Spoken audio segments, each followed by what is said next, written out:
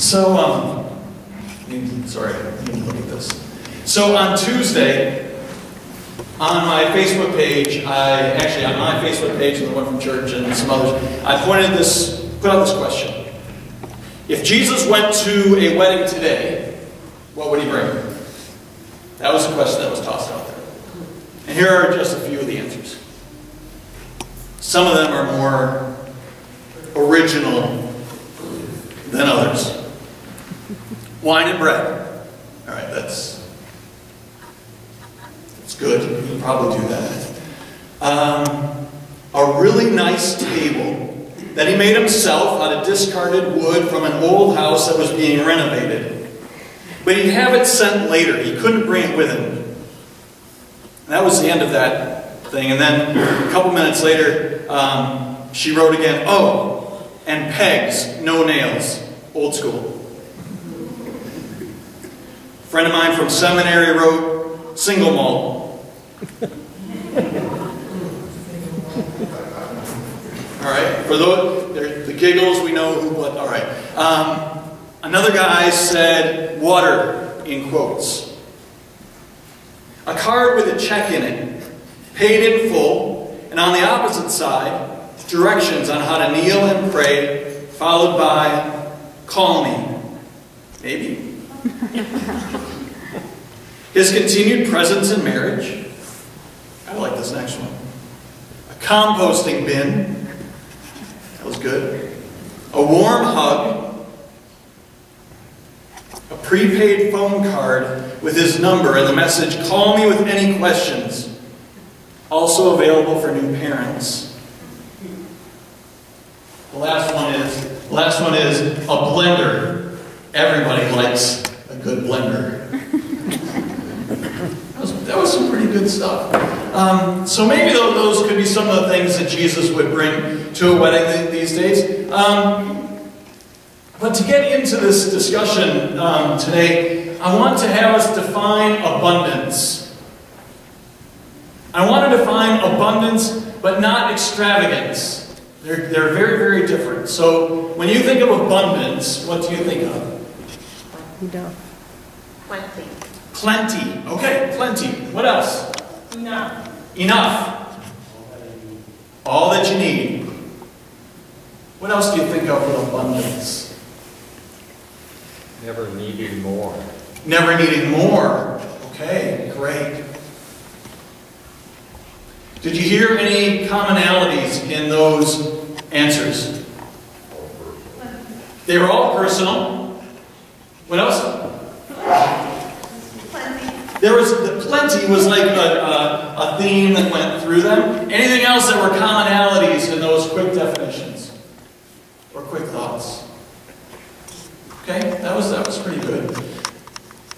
The next question is a little bit tougher. Maybe. Is there anything inherent about abundance that makes us want to spread it? We've talked about it. We've talked about plenty, enough. So is there anything with abundance that makes us want to spread it? Okay, I got a nod. What is it about abundance that makes us want to spread it? Well, I think abundance also makes one think of, well, for me it makes me think of a harvester. If you don't spread it, it will go to waste. If you don't spread it, it's going to go to waste. That's wonderful. What else about wanting to spread it? You've got plenty and you want to share it. Yeah, when you have plenty, you just want to share it out there. It's not like you want to hoard it. It's kind of like those wine glasses that we did during children's time. You know, I could fill them up really high, but then, and I can't remember whatever the thing is, that you could make that water go over the top. Surface density, thank you. I see people know that's the surface density lets me put that so the water goes over the top. Very difficult to drink out of that. Right? Try to go and pick that up. You will make a bigger mess than I made. You got to get down there, right? And you can't even put a straw in because that's going to make it go over. You just got to get down and personal, right? Long as you almost go to waste, it will spoil. it'll spoil. Such a spoil. Yeah, not only could it go to waste, like if you have supper and leftovers and they may sit in the fridge until you clean out the fridge, that's waste, and spoiling potentially, depending on how long it takes to clean out the fridge. I think that abundance can be difficult to recognize most of the time. I think it's just hard to see it. Because we've been trained to look at everything based on scarcity. That's why Wall Street does what it does. That's why people freaked out about January 1st and the fiscal cliff. Because we've been taught that there is not enough. That we are a land of scarcity. And what happens with scarcity is that the people with money stay more powerful. Okay? Abundance, on the other hand, is freedom. When we can see that we have abundance, there's freedom. But I have this really short segment of a lecture, a TED lecture, that I'm going to have Dan play for us really quick.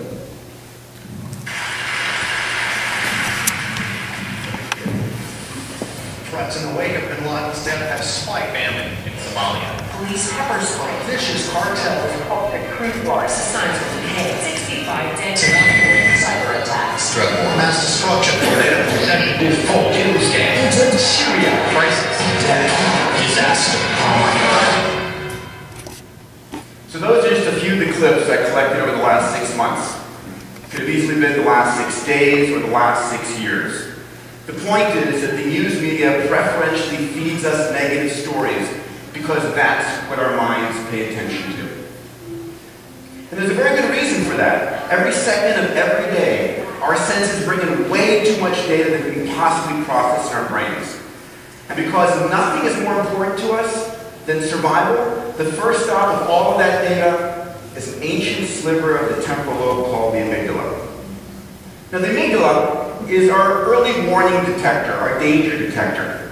It sorts and scours through all of the information, looking for anything in the environment that might harm us. So given a dozen news stories, we will preferentially look at the negative news. And that old newspaper saying, if it bleeds, it leads, is very true. So given all of our digital devices that are bringing all the negative news 7 days a week, 24 hours a day, it's no wonder that we're pessimistic. It's no wonder that people think that the world is getting worse. But perhaps that's not the case.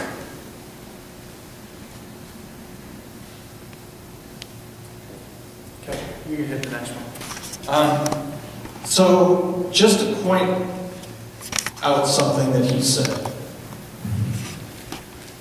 How often do you see right now on CNN or any of the world news stations or in any of our papers anything about Sandy Hook?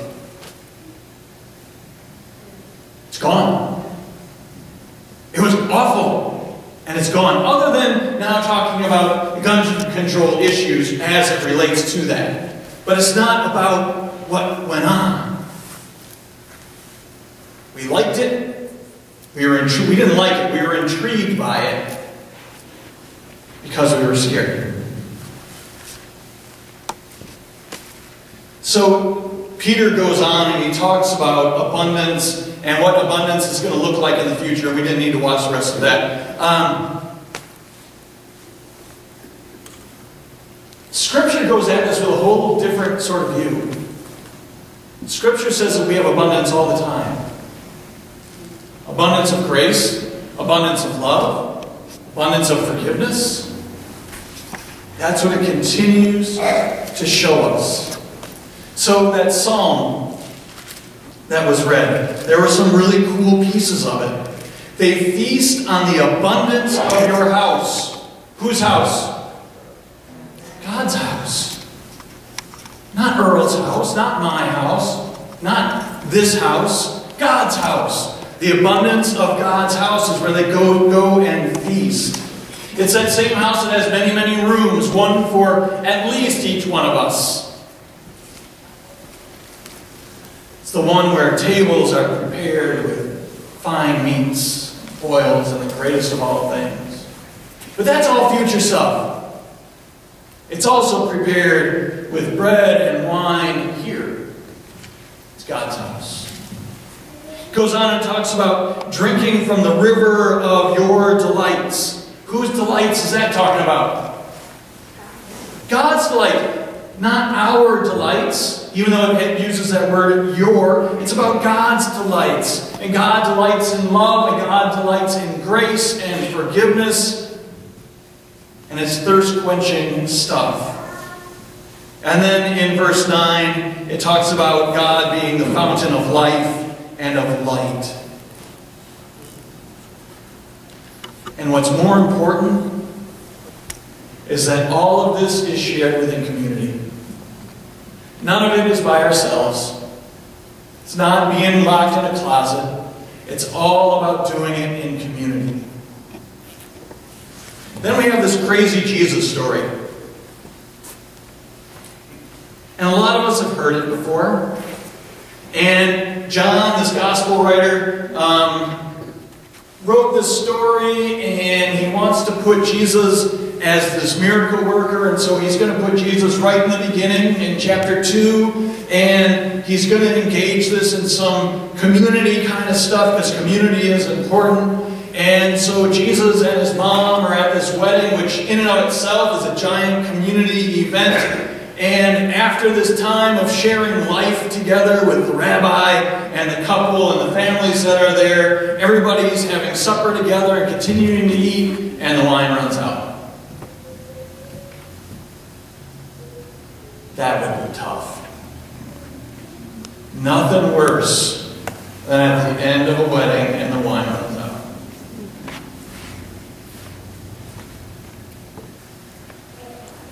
And then Jesus' mom gets on. It says, "Hey, son, go and change that water into wine." He says, "It's not my time yet." But previously, he had just said that they had been there on the third day. John is weaving in all sorts of crazy stuff here. The third day implies this day that there's going to be a resurrection. Changing water into wine implies potentially about Jesus' blood.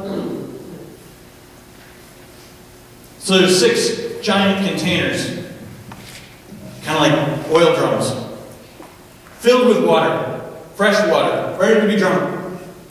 And Jesus goes and changes it all into wine. And I can guarantee you, it was probably not Boone's Farm, Oak and David, or out of the box. Mad Dog 2020 does not exist anymore, neither does Ripple. Couldn't find him. But I'm not thinking that that's what he turned the wine into either. The wine that Jesus created out of this water was the best stuff in the world. It's the stuff that makes poets write their best. And he didn't do it to show off. He did it just so that the community could continue to gather. And he didn't do it so everybody could get drunk. But people would start leaving and going home. And he wanted people to stay and be part of that celebration.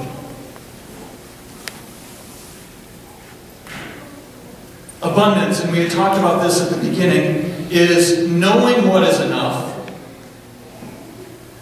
and then sharing beyond that. Right? Because sometimes we don't think we know what, we think that we don't have enough. Right? Like, maybe we need one more TV to go in the bathroom. All right, just for example, I mean, whatever. Because then we will have enough. But then we need an awesome sound system. And then we'll have enough. But maybe plates on our table filled with food is enough. Maybe not having leftovers is enough. Abundance is not worrying about the cost. Abundance is looking others in the eyes and seeing Jesus.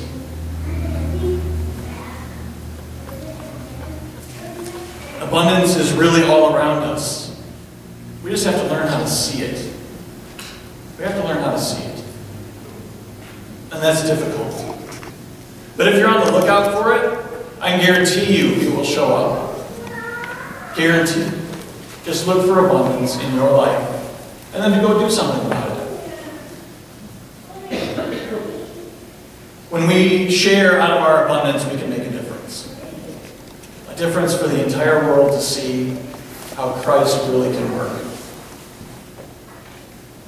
So let's stand and sing.